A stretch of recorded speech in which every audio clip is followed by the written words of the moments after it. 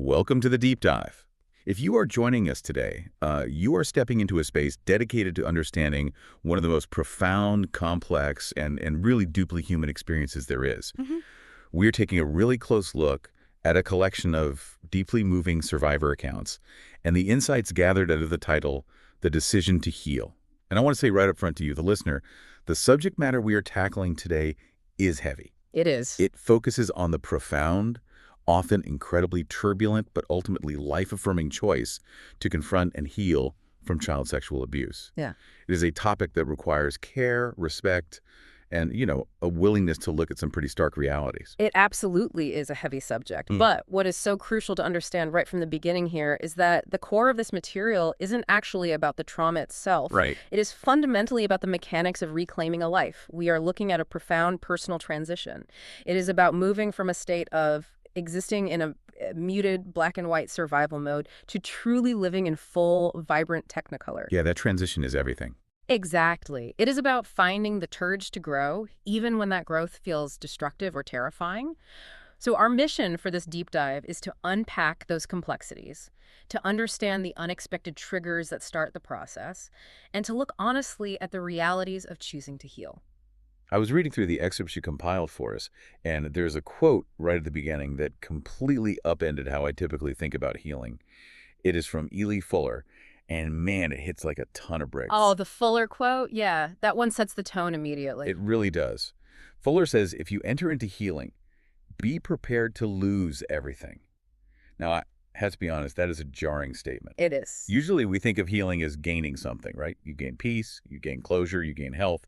But Fuller frames it almost entirely as a catastrophic loss. It is a terrifying paradox, but it is exactly where we need to start.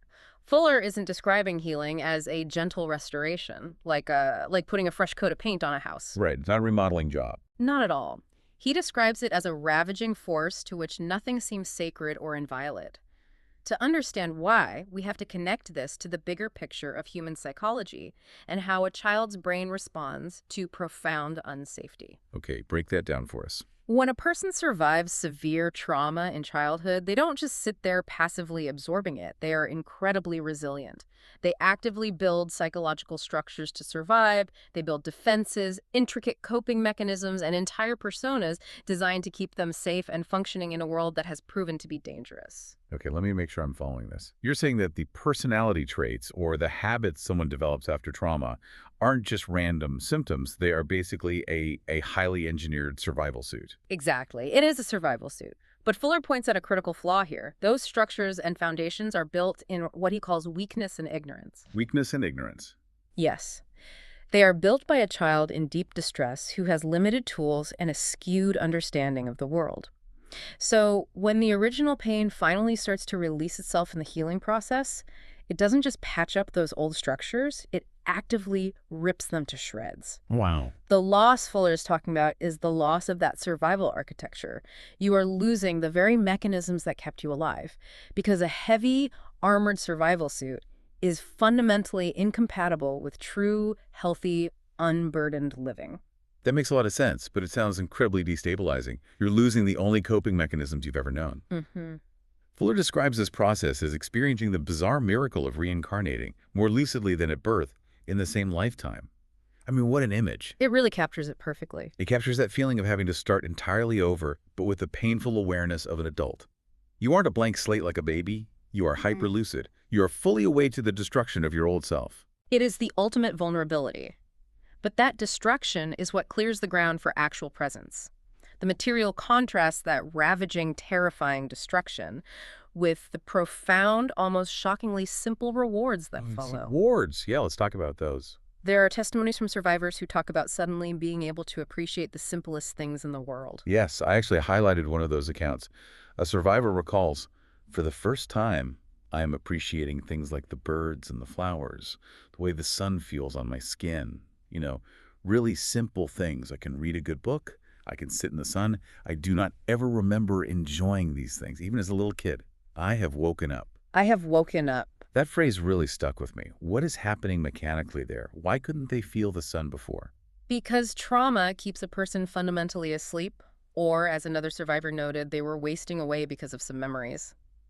Think of dissociation, which is a very common trauma response, like a circuit breaker in your house. If too much emotional voltage hits the system during an abusive event, the breaker trips to prevent the entire psyche from burning down. It shuts the power off. Exactly. You detach from your body, you numb out. That numbness is a fantastic shield when you are being harmed. But if you never flip the breaker back on, you go through the rest of your life in the dark. So you can't selectively numb things out. If you numb the terror, you accidentally numb the joy too. Precisely. It is a package deal. Trauma hijacks your timeline. You are either trapped in the past, endlessly reliving the memories, or you are anxiously projecting into the future, scanning the horizon for the next threat. The present moment is completely evacuated. It's just empty. Yes. By deciding to heal, you agree to drop the shield. You flip the breaker. That means you feel the agonizing pain of the past, yes, but you also finally regain the capacity to feel the warmth of the sun in the present. Another quote from the material illustrates that perfectly. A survivor says, "I am here right now. I do not have my thoughts and feelings planned off into the future or wasting away because of some memories. I am here right now." It is so grounding. It makes you realize how much of a luxury it is to just be able to sit in the sun and actually be in your own body to experience it. It is the ultimate hard-won mindfulness, but getting to that point requires a massive catalyst. The journey doesn't just happen by accident. Right, and that brings up a really compelling question. How does this journey actually begin? Because looking through these accounts, there is no single uniform path. No, not at all. It is not like everyone just wakes up on their 30th birthday and says, "Today is the day I process my childhood trauma." The catalysts are wildly diverse, and honestly, some of them are really surprising. They are, and I think that's one of the most validating aspects of this collection of stories.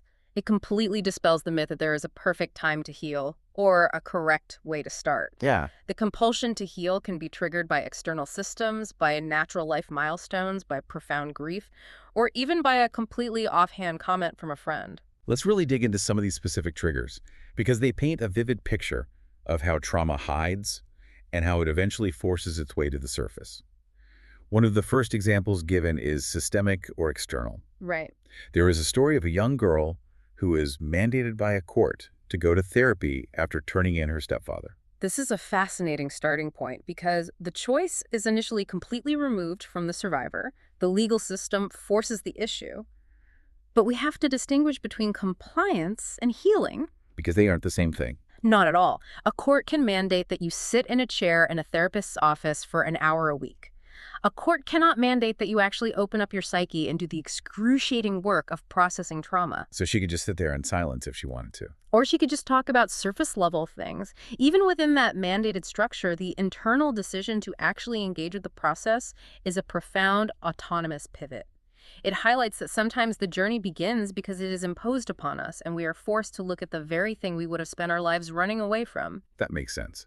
The system builds the container, but the survivor still has to choose to step inside it. But what about when life itself forces the issue? Life has a way of doing that. There is an account of a 25-year-old woman who gets married. This is supposed to be a joyous, culturally celebrated milestone. But almost immediately, she finds she completely loses the ability to maintain the intimacy she felt with her partner before the wedding. Yes. Why would the act of getting married suddenly trigger a regression like that? This is a classic example of how trauma interacts with the concept of safety.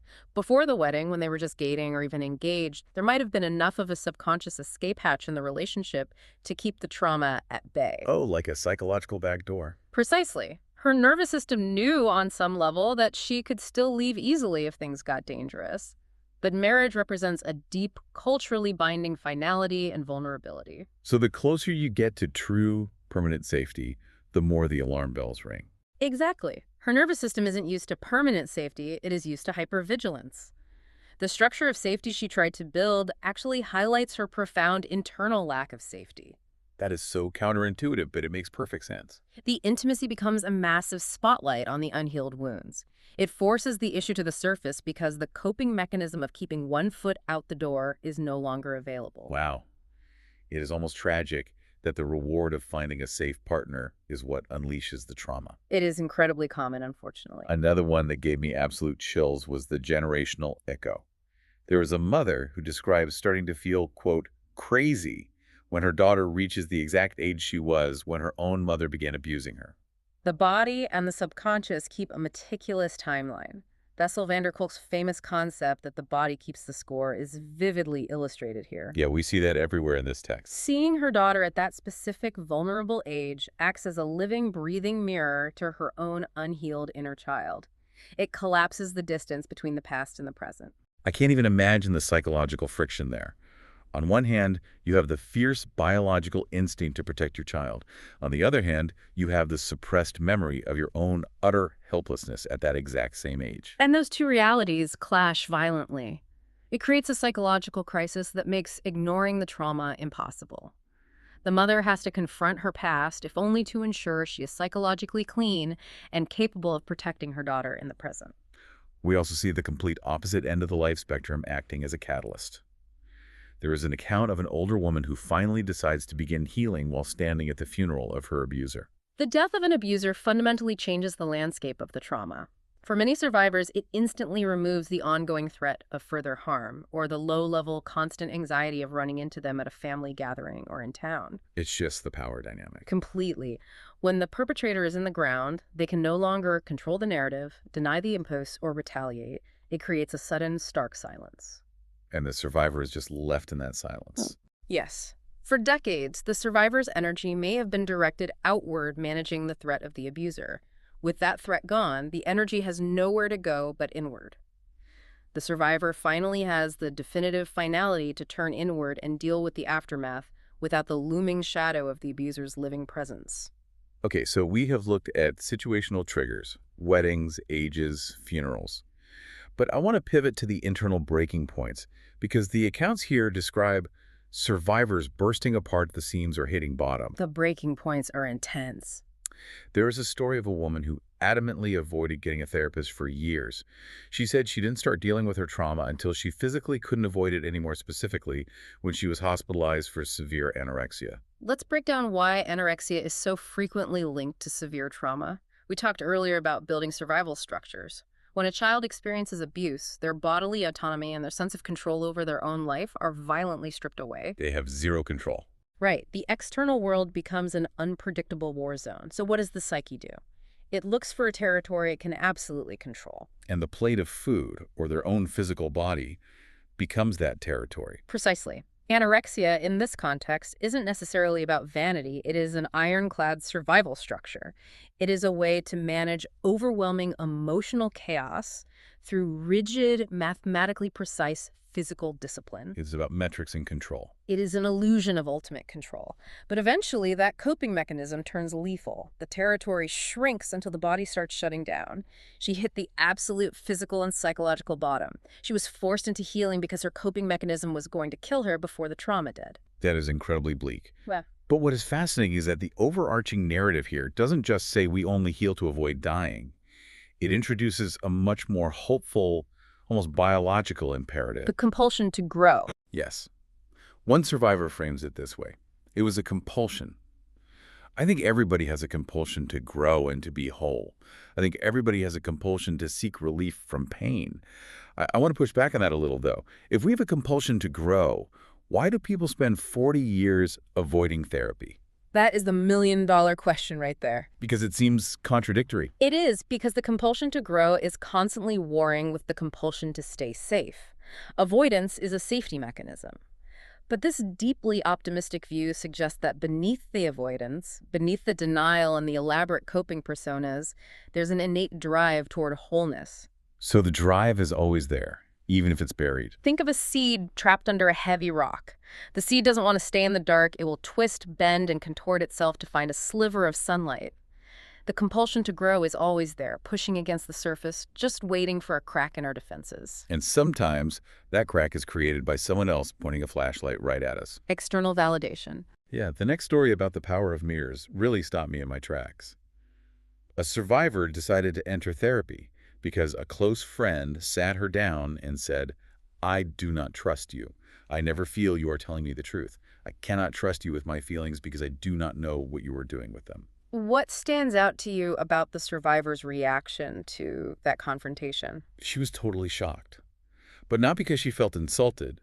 She was shocked for two reasons. First, because her friend's assessment was 100% accurate. And second, because she thought she was doing a really good job of faking it. She thought the mask was flawless. Right. She said she felt like her friend had crawled inside her head and would put words to what she had been feeling all her life. But here's my question. If her fake exterior was keeping her safe and functional, isn't it kind of reckless for a friend to just tear it down? Why is having your cover blown a good thing in the long run? Because the isolation of being fake eventually becomes more painful than the fear of being real. When you have survived abuse, you often learn to be a chameleon. You just blend in. You learn to project whatever personality is necessary to not draw attention, to appease others, or to appear perfectly fine. You become an expert at managing other people's perceptions. But if you are always wearing a mask, nobody ever actually loves you. They love the mask. Oh, that's heavy. They love the mask. To have someone look right past the projection and say, I see the wall, I see that you aren't really here, it completely shatters the illusion of control. It proves that the coping mechanism is no longer working. It failed its one job. Exactly. It is terrifying, but it is the ultimate catalyst because it forces the survivor to realize that their armor is keeping everyone out, effectively starving them of genuine human connection. Man, that is heavy. It's a wake-up call born of love, but it still feels like a gut punch. And the accounts also delve into much darker, more tragic catalysts. I want to slow down for a second because this next one is really difficult. Take your time. There is a story of a woman who finally decided to heal when her younger sister took her own life. The survivor said, she did not make it. I had to understand what had happened to her and to give myself the tools to make sure it could not happen to me. It's difficult to even imagine the weight of that realization. It is an unimaginable grief. What we are seeing there is survivor's guilt mutating into a fierce, desperate will to live. When siblings experience abuse in the same household, they often share an unspoken traumatic bond. A shared reality. Yes. The Pfister suicide is the ultimate tragic proof of how lethal unhealed trauma can be. It instantly removes any lingering delusion that the pain will just magically fade away with time. It forces the surviving sister to look at the very real fatal stakes of their shared history. It brings absolute, terrifying clarity: heal or risk the exact same fate. From that deep grief, we pivot to another intense emotion, unexpected rage. There's a story of a 20-year-old college student. She was taking a psychology class and decided to do a research paper on the after effects of incest on survivors. A very academic approach. Very academic. She notes, almost with a dark sense of humor, now, most people just would not choose that kind of subject. She thought she was just doing an academic exercise. She thought she could approach it with clinical detachment. Academia is a classic, highly sophisticated defense mechanism. It is called intellectualization. Intellectualization. You study the fire through a telescope so you don't have to feel the heat of the burn. She subconsciously thought that by understanding the clinical framework of trauma, she could heal herself from it without actually having to feel the messy emotions associated with it. But the telescope melted. It absolutely melted. She said, the stuff was pushing up from the inside. I wanted to annihilate my grandfather. I just wanted to castrate him by the time I finished this paper. Her feelings erupted all over the place, and by the time she had to present the paper to the class, she completely fell apart and finally sought therapy. Yeah, that detachment vanished. I didn't fully understand why an academic paper triggered such a violent psychological reaction. Yeah. Can you walk me through what was happening in her brain? It goes back to that compulsion to grow we were discussing. The psyche is resourceful. It will use whatever tools are available, even a college term paper, to force suppressed trauma into the conscious mind. Survivors are often taught to be compliant, quiet, and accommodating. Rage is entirely suppressed. You aren't allowed to be angry. Right. But rage is actually a vital, self-protective, moving energy. By immersing herself in the stories of other survivors for her research, she accidentally validated her own suppressed anger. The rage erupted and shattered her academic distance. It was the healthiest thing her brain could have done, because anger is often the first step in recognizing that a profound injustice occurred. Which brings us to a catalyst that feels entirely different from rage or grief. It is about the quest for authenticity, and it involves a Carmelite nun. This is a beautiful story. She said she loved the convent, but she deeply distrusted her choice to be there.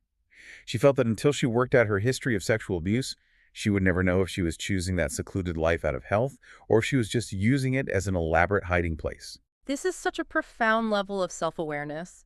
It raises a fascinating question about how trauma influences our life trajectories. Wait, does this mean that any major life choice made by a survivor, like joining a religion or moving across the country, is suspect? Are they all just coping mechanisms? Not necessarily, and that is the crucial distinction she is trying to make. A religious calling can be entirely authentic. Moving across the country can be a healthy, fresh start. But any rigid structure, any secluded environment can be used as a hiding place if the underlying motivation is avoidance. So it's about the motivation, not the action. Exactly. How many of our major life choices, our high-stress careers, our marriages to certain types of people, our intense religious devotions, our authentic expressions of who we are, and how many are elaborate forts built by our trauma? That's a terrifying question to ask yourself. It is. This nun needed to know her foundation was solid. She needed to know she was moving toward her faith, rather than just running away from her abuser and hiding behind the walls of a convent. It is that desire for a pure motive. She wanted her life to be hers again. And when one person makes this choice, when they step out of the hiding place, it creates a massive ripple effect. Every time a survivor breaks the silence by telling a friend, writing a memoir, or bringing a lawsuit against abusers or the institutions that protect them, she fundamentally alters the landscape for everyone else. Healing is inherently an act of defiance against the secrecy that allows abuse to thrive. When one person speaks out, they alter the ecosystem of silence. They provide a living blueprint for survival. To show it's possible. Yes. When a terrified person sees someone else stand up, tell the truth, and not be destroyed by it, it grants them permission to do the same. The courage to heal is highly contagious. To really drive home the emotional weight of this process, there is a beautiful, piercing, poetic interlude in the material. It features excerpts from Lucille Clifton's poem, To My Friend Jorina. Poetry has this way of bypassing the intellectual brain and cutting straight to the bone. It really does. The poem opens with these lines. Listen, when I found there was no safety in my father's house, I knew there was none anywhere. Those 4 lines encapsulate the foundational shatter of childhood abuse better than any clinical textbook could ever hope to. A father's house is archetypally supposed to be the ultimate sanctuary. The safest place on earth. When the source of danger is inside the sanctuary, the very concept of safety is obliterated for the child. The child's brain naturally extrapolates that betrayal to the entire world. The logic is simple and devastating. If I am not safe here, with the person biologically wired to protect me, I am safe nowhere. The entire world becomes a perpetual threat landscape. And the poem immediately transitions into how the speaker managed that total lack of safety, detailing her coping mechanisms.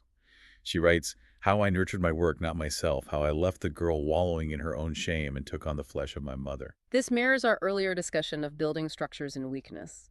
The speaker poured her energy into her work. Workaholism is a highly functional, socially rewarded coping mechanism. It provides an illusion of control and value. But the cost is huge. Notice the cost she left the girl to wallow in shame. This is a poetic description of profound dissociation and self-abandonment. And taking on the flesh of my mother suggests adopting a mature, caretaking, or perhaps resigned role, completely skipping over her own developmental needs as a child. She abandoned herself to survive. But then comes the turning point of the poem, the rising action, Yeah. the exact compulsion to grow we've been talking about. She writes, but listen, the girl is rising in me, not willing to be left to the silent fingers in the dark. The abandoned self refuses to stay buried. The girl is rising is the ravaging force of healing making its presence known. It is the absolute refusal to remain complicit in the secrecy, the silent fingers in the dark. And the poem ends with such a powerful, unflinching declaration of empowerment. She writes that the girl is asking for more than most men are able to give, but she means to have what she has earned, sweet sighs, safe houses, hands she can trust. It is a demand for restitution. She isn't asking for favors. She isn't apologizing for taking up space. She is claiming what is fundamentally owed to her as a human being, safety and trustworthy touch. It completely rejects the internalized shame and steps into a space of unapologetic worthiness.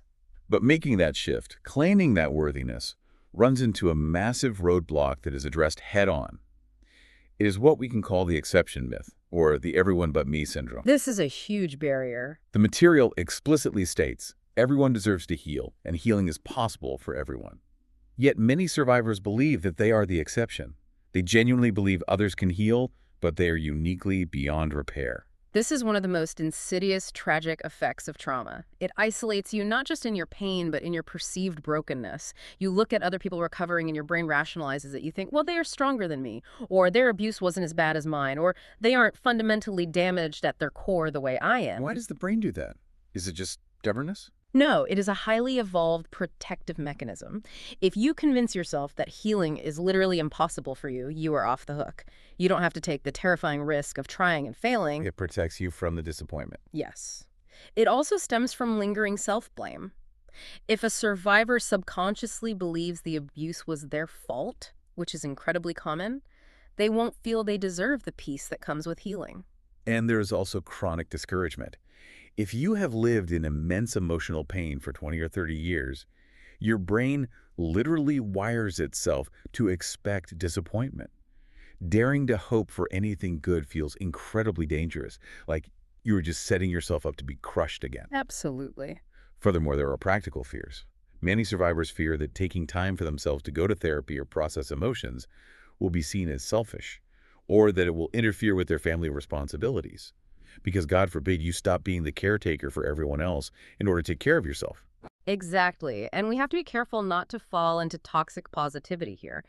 The material doesn't shy away from the real-world systemic barriers that make healing incredibly difficult. It acknowledges that naming your abuse and starting to heal is heavily influenced by age, race, and religious background. It lists daunting, concrete challenges like lack of money, physical or mental disabilities, and geographic isolation. Right. It is important to validate those barriers. A survivor living in rural isolation, working 3 jobs without health insurance, faces a vastly different and much harder road to finding a trauma-informed therapist than someone with ample financial resources in a major city. Systemic inequities absolutely compound the difficulty of healing. They do, and ignoring that reality does a disservice to survivors. But what is powerful here is that the narrative refuses to let those systemic barriers be the final word. It acknowledges the unfairness, but it circles back to its core thesis, almost like a defiant mantra. But everyone deserves to heal. Regardless of the barriers, the fundamental human right to wholeness remains intact. To prove that point about overcoming barriers, we need to look at the story of Barbara Hamilton. This brings us to the profound intersection of aging and trauma. Barbara's story is so important. Barbara is 65 years old. She was molested by her father, grew up, married, raised 6 children, and now has great-grandchildren. It wasn't until her late 60s that she started talking about her own molestation, and tragically discovered some of her children and grandchildren had also been abused. Barbara's story is a masterclass in understanding how trauma can be pushed underground for an entire lifetime, only to forcefully resurface when the landscape of life changes. She makes a brilliant, deeply sociological observation about being an older woman in our society and how that mirrors the experience of being a victim. She says, when you get older, especially as a woman, you deal with rejection on all sides. Society devalues you, and you fall right into that as a victim. Being a survivor ties right into that sense of isolation. What an incredible, devastating insight. She connects the systemic ageism and sexism of society with the internal vulnerability of being a trauma survivor. Let's look at the mechanics of her life. For decades, the sheer chaos and busyness of raising 6 children served as a massive distraction. The demands of motherhood were a highly effective way to keep the trauma underground. There was no time to deal with it. Right. But as she aged, as the house emptied out, as she became more physically alone and felt the insecurity of being an older woman in a society that often renders older women invisible, her defenses wore thin. The external isolation of aging perfectly mirrored the internal isolation of the childhood abuse, and all those unresolved feelings came rushing back to the surface. She realized that for 50 years, all she had done was acknowledge that the abuse happened. She hadn't processed it. She said, it had not really been touched, and I had 50 years of pushing it away. But the reality for older survivors is starkly different than for a 20-year-old. Barbara points out that as an older woman, you might be infirm. The physical toll of anxiety might be harder on an aging heart. And crucially, you probably won't ever be able to confront your abuser. That is a reality many older survivors must grapple with. The abuser is likely dead, or confronting them is physically or emotionally impossible. The Hollywood narrative of the dramatic confrontation where the abuser breaks down in tears and apologies is rarely how it works anyway. But for older survivors, it is often entirely off the table. So the closure has to come from within. This means the healing has to be completely internal. It cannot rely on the perpetrator's participation, validation, or remorse. But despite all of those massive hurdles, age, infirmity, the lack of a Hollywood closure, Barbara's message is fiercely urgent. She says, do not wait, because it will not go away. It always comes back and it gets harder. And the payoff she describes is immense. I call this the Grandma Moses awakening. I love that framing. Barbara says, in spite of the horror, in spite of the tragedy, I am finally alive. I am not pretending. I feel real. I am not playing charades anymore. She points out that Grandma Moses didn't even start painting until she was 95, so there is always hope to start something new. It is the ultimate rejection of the too late narrative. And she uses this brilliant cinematic analogy to describe the difference between merely coping for 50 years and actually healing. Yes, the Technicolor analogy. I love this so much because it makes the concept so tangible. She says, it is like going from black and white to color. And you never even knew you were in black and white. We all thought black and white was great all those years, that all we had was black and white. She compares it to the first time you see a movie in Technicolor or put on 3D glasses. It perfectly captures how trauma flattens the world. When you are just coping, your emotional bandwidth is severely restricted. You don't experience the highest highs of joy or love because you are using all of your psychological energy to suppress the lowest lows of terror and grief. It's just a narrow band of gray. You accept a muted gray version of life because it feels manageable, it feels safe, and frankly, because you don't know any better. Healing is the terrifying process of putting on those 3D glasses. Suddenly, the world has depth, vivid color, and sharp texture. It can be overwhelming and overstimulating at first, but as Barbara says, eventually you get to where life is Technicolor, and it is worth it. And she actively challenges anyone listening to this deep dive who might be thinking, why should I bother digging all this up? I have coped this far. I have survived. Her response to that is fierce. She says, you have not coped. You have not even lived a fraction of yourself. You may be smothering an artist. You may be smothering all kinds of self-expression that needs to come out for your sake and for others. That concept of smothering an artist is vital. It frames the unhealed trauma not just as a source of pain, but as a prison for your potential. All the immense energy you use to maintain the charade, to cope, is actually creative energy. It is life force that is being locked away. Healing isn't just about fixing a broken mechanism. It is about liberating the person you were actually meant to be before the trauma interrupted your life trajectory. But just as we start feeling incredibly inspired by Barbara's Technicolor life, the material pivots to ensure we don't romanticize this process. Yeah. It brings us right back to the brutal reality of what taking those 3D glasses out of the box actually feels like. Yeah. And he uses a quote from Toni Morrison's brilliant novel, Beloved, anything dead coming back to life hurts. It is arguably one of the most accurate descriptions of psychological healing ever written. Let's ground that in a physical analogy. If you sit on your leg for an hour, it falls asleep. The numbness is fine. It doesn't hurt. It is when you stand up and the blood forcefully starts flowing back into the deadened nerves that you get that excruciating, agonizing pins and needles pain. The human psyche works the exact same way. The numbness of trauma is a kind of emotional death. Waking up from it, allowing the emotional blood flow to return to those deadened areas is agonizing. There is an account of a survivor who had a very honest therapist. The therapist sat her down and said, I cannot give you any guarantees. I do not know if you're going to feel better after you talk about this. You could actually feel a lot worse. That is brave therapy. It really is. And the survivor notes that it was incredibly hard to make that leap, to decide that it didn't matter which way it went, that making the leap itself was the important thing. But why would anyone make a leap with no guarantee of landing safely? Because that leap requires a profound shift in agency. Our modern culture is obsessed with guarantees, hacks, and quick fixes. We want a pill that cures the headache in 20 minutes. Deep psychological healing does not offer a money-back guarantee. The willingness to make the leap without knowing the outcome is the ultimate act of reclaiming the power that was stolen during the abuse. You are looking at your history and saying, I choose to face the truth of my own life, even if the truth causes me pain, because living a lie is no longer acceptable. And a massive part of that pain is mourning the coping persona we talked about earlier. One survivor articulates this beautifully. She says, I was giving up a person who was really a very viable, powerful, self-reliant human being. There were a lot of positive things about those negative aspects of my personality. This is a deeply nuanced point that often gets missed in discussions about trauma.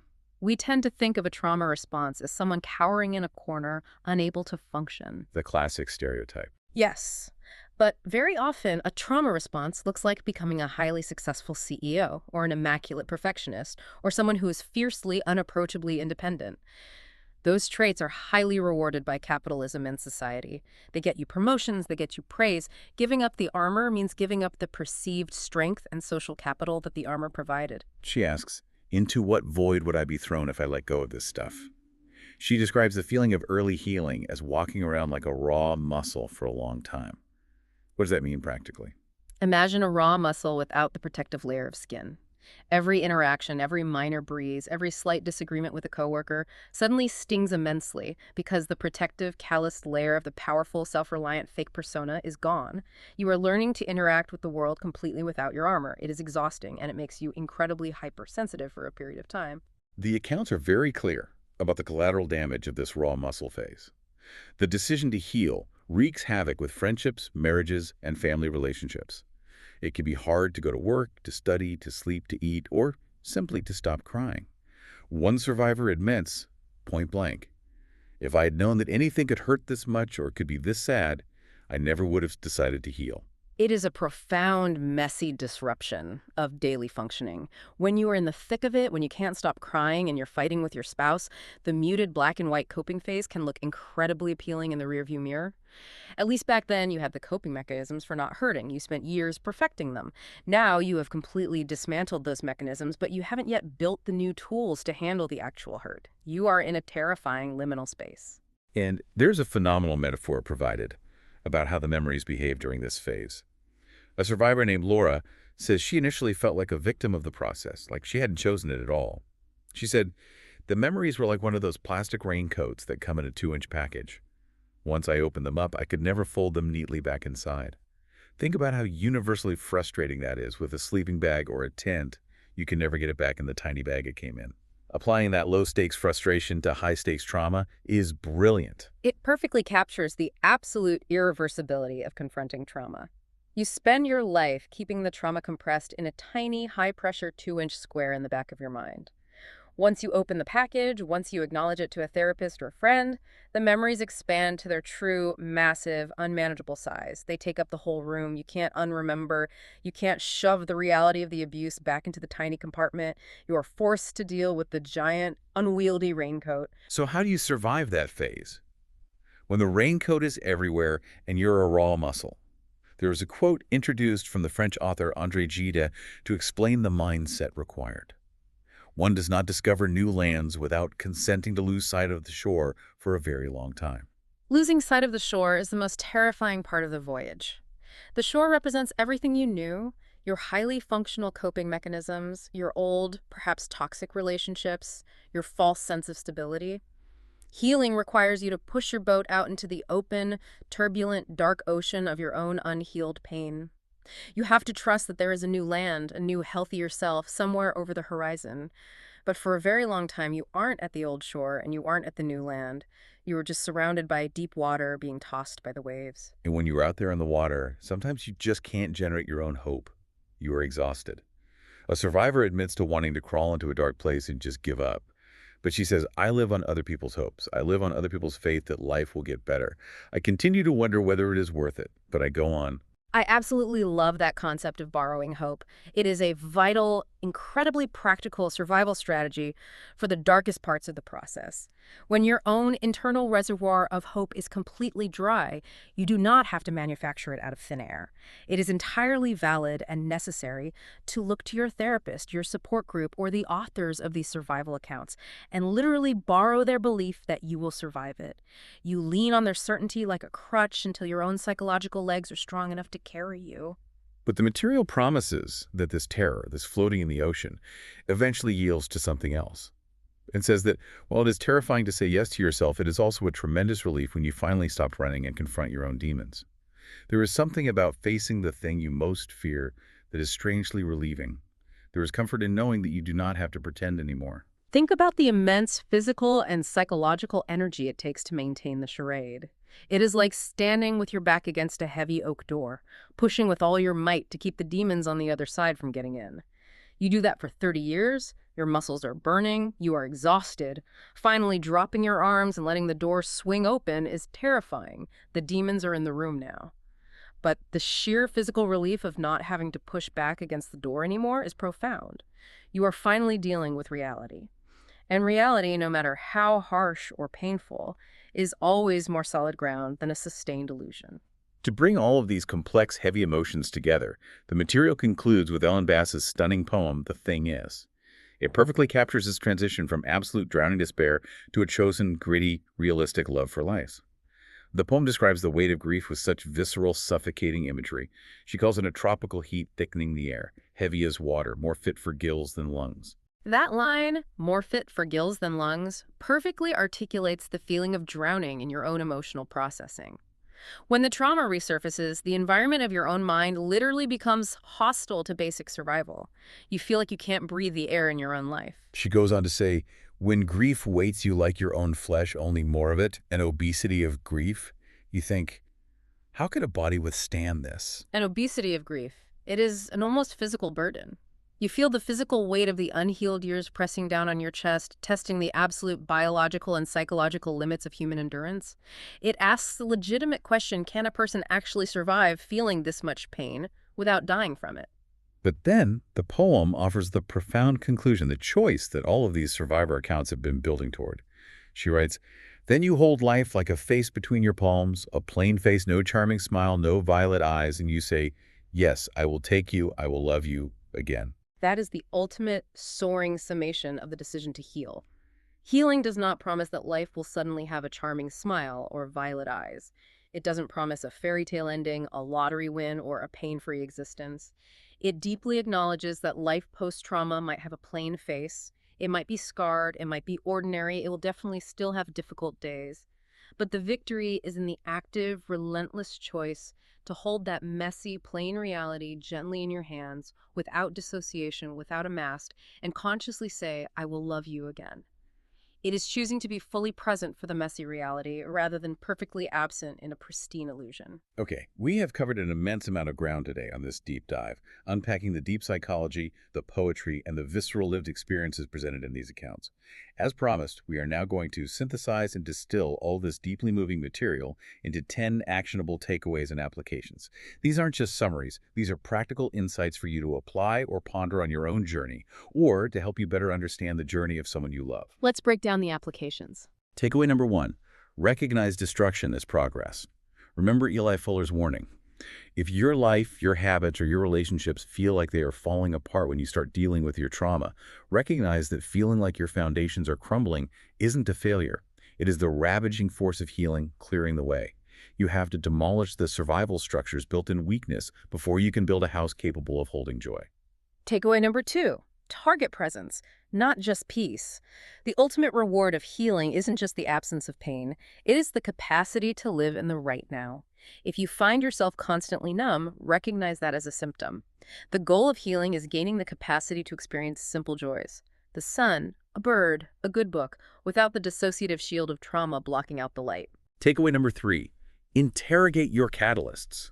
Whether it is a court mandate, a friend pointing out your emotional walls, a milestone like a wedding, or an unexpected eruption of rage over something minor, pay attention to the moments that force the issue to the surface. Do not brush off extreme overreactions. Investigate them. They are your psyche trying to tell you it is time to grow. Takeaway number 4, reject the exception myth.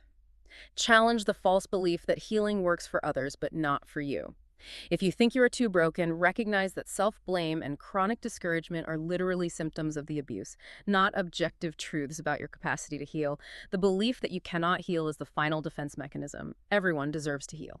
Takeaway number 5, audit your coping mechanisms. Evaluate your life to see if you are merely surviving at the expense of your true self. Ask yourself if your highly functional coping mechanisms like extreme workaholism or perfectionism are actually smothering an artist or suppressing your vital, authentic self-expression. Coping is not living. Takeaway number 6, defy the too late narrative. Look at Barbara Hamilton.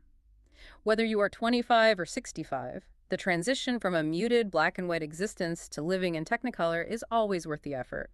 Do not let the sunk cost fallacy of having coped this long prevent you from experiencing the rest of your life in full color. Takeaway number 7, reframe vulnerability as a healing symptom. When you abandon old, protective coping mechanisms, you will enter the raw muscle phase. You will feel incredibly vulnerable, exposed, and hypersensitive. Do not view this as a regression or a sign you are doing therapy wrong. Vulnerability is the painful return of emotional blood flow. Takeaway number 8, stop trying to repackage the truth. Accept the plastic raincoat reality. Once you begin to unpack the memories, you cannot unremember them. If you find yourself trying to minimize a memory after you have already acknowledged it, recognize that as a futile trauma response. The goal isn't to shrink the memory back down. The goal is to build a life big enough to hold it. Takeaway number 9, actively borrow hope. In the darkest parts of the process, when you have lost sight of the shore and feel like giving up, do not force yourself to generate your own optimism. It is a valid tactical strategy to survive on the faith and hope that others hold for you. Let your therapist or your support system carry the belief until you are strong enough to carry it yourself. And takeaway number 10, embrace the plain face of reality. Commit to loving life even when it isn't glamorous, easy, or free of pain. The goal of healing isn't perfection, it is presence. Embrace the messy, plain, authentic reality of emotional growth over the sterile, numb safety of hiding. Those 10 takeaways really capture the brutal, beautiful arc of this material. It is a harrowing journey from the ravaging destruction of old habits to the quiet, profound victory of just being able to sit in the sun and feel its warmth. As we wrap up this deep dive, I want to leave you with a final thought to mull over, something that builds on what we have discussed today, but shifts the lens entirely outward onto the world we live in. We talked a lot about the coping persona, the highly functional, self-reliant, powerful version of a person that is often built purely as a trauma response to survive profound unsafety. If those coping mechanisms, ruthless workaholism, fierce independence, and inability to rely on others, clinical perfectionism, are often highly functional, successful, and powerful by our society's standards, what does it say about our culture that we so frequently reward the trauma response more than we reward the vulnerable, messy reality of a truly healed person? Wow. That is a deeply unsettling question that really forces you to look at the systems around us and what they demand of us to succeed. Thank you for joining us on this intense, heavy, but incredibly rewarding deep dive. We hope this exploration has provided you with insight, validation, and perhaps a bit of borrowed hope. Take care of yourselves, be gentle with your process, and keep exploring.